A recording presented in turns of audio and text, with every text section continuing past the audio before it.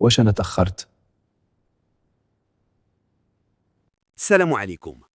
إلا كنتي في الثلاثينات ديالك وكتفيق كل نهار وكتحس براسك واقف في بلاصتك، لا فلوس مجموعين، لا خدمة مزيانة، لا مشروع، وربما حتى لا وضوح في المستقبل، خليني نقول لك حاجة من الأول، راه ماشي بوعدك. هاد الفيديو ماشي باش نزيد نضغط عليك ولا نقول لك خاصك دير وتدير بحال الحياة سهلة. هاد الفيديو باش نهضروا بالصدق. علاش بزاف ديال الناس وصلوا ل 35 عام ولا أكثر وهما مازالين ماديا في الصفر؟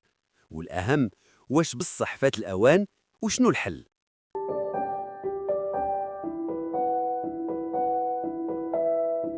خلينا نكونوا واضحين، راه كبرنا في واحد الجيل تربى على واحد الوهم الكبير: قرا مزيان، خد الدبلوم، خدم، وكل شيء غادي يكون مزيان. ونساو أهم حاجة، من بعد التوكل على الله راه خاصك تفكر في المستقبل من دابا.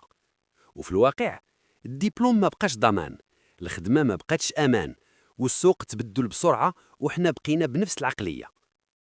إلا جينا نغدروا على الحل، خصنا نبداو بعدا بالأسباب الحقيقية. كما يقال: معرفة الداء نصف الدواء. أولا، دخل ضعيف والمصاريف طالعين. أغلب الناس ماشي مشكلهم أنهم ما خدامينش، مشكلهم أنهم خدامين باش غير يعيشوا. الكرا، الماكلة، النقل، الفواتير كيشدوا الراتب كامل، وآخر الشهر صفر.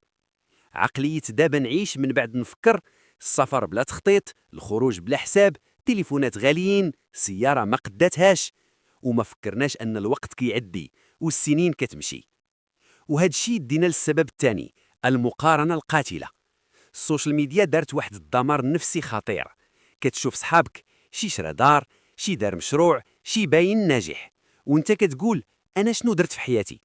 ولكن ما كتشوفش القروض، الدعم العائلي، الفشل قبل النجاح، وكتبدا تحس بالنقص، وهذا الإحساس كيحبسك ويخليك مبلوكي. والمقارنة كتسبب مشكل التجريب الزائد وضياع الوقت، بحكم أن شخص كيقلب على نجاح في أسرع وقت. بزاف د الناس دازوا من خدمة لخدمة، مجال لمجال، فكرة لفكرة، عام هنا عام تما، 6 شهور في هذا المجال، 3 شهور في واحد آخر، وفي الأخير سنين دازت وما تزادت لا خبرة عميقة لا قيمة قوية في السوق. يمكن أنا ما خلقتش لهذا الشيء. وهنا المشكل ماشي في التجريب، المشكل في عدم الصبر. نفهموا حاجة مزيان: التجريب في حد ذاته ماشي غلط.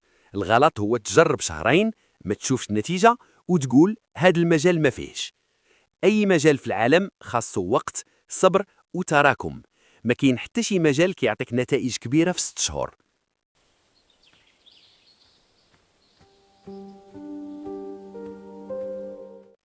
السوق اليوم كيقلب على اللي عارف حاجة وحدة مزيان، ماشي اللي عارف شوية من كل شيء.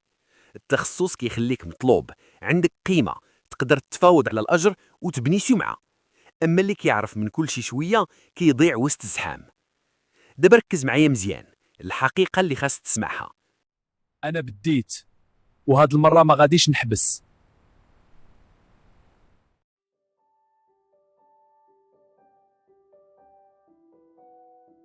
كاينين الناس بداو في 35، في 40، حتى في 50، والفرق ما بداوش قبل، ولكن ملي بداو بوعي. ما تحتاج تختار أفضل مجال في العالم، اختار مجال كتقدر تحمل فيه الصعوبات، مجال تقدر تصبر عليه 3 إلى 5 سنوات، ومن بعد حبس التجريب وركز. التركيز ل5 سنوات في مجال واحد كيعطيك نتائج ما كيعطيهاش التجريب ل10 سنوات. دابا منين نبدا وشنو الحل؟ بلا ما نطول عليكم، كاين 3 تصرفات مهمة يقدروا يبدلوا حياتك في سنة واحدة إن شاء الله. أولاً، حبس النزيف. قبل ما تفكر تزيد فلوسك، خاصك تحبس تضيعهم. راقب المصاريف، نقص من غير الضروري، رد بالك من الديون الاستهلاكية. الانضباط أهم من الدخل الكبير. ثانياً، ركز على مبدأ التراكم. ما تسولش شحال نقدر نربح دابا، سول شنو نقدر نبني في 3 سنين. التراكم الصغير كيصنع فرق كبير. ثالثاً، ما تقارنش راسك، تعلم. بدل ما تحسد وتمرض قلبك، سول وتعلم وركز على راسك. كل واحد عنده طريقه، والسباق الحقيقي هو مع نسخة الأمس ديالك.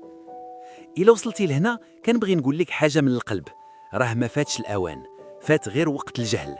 دابا جا وقت الوعي، وكل تغيير كبير كيبدا بقرار صغير. اكتب لي في التعليقات شنو أكبر حاجة ندمتي عليها وشنو باغي تبدل من دابا. دير لايك، سبسكرايب، وخلي هاد القناة تكون رفيقك في طريق الإصلاح.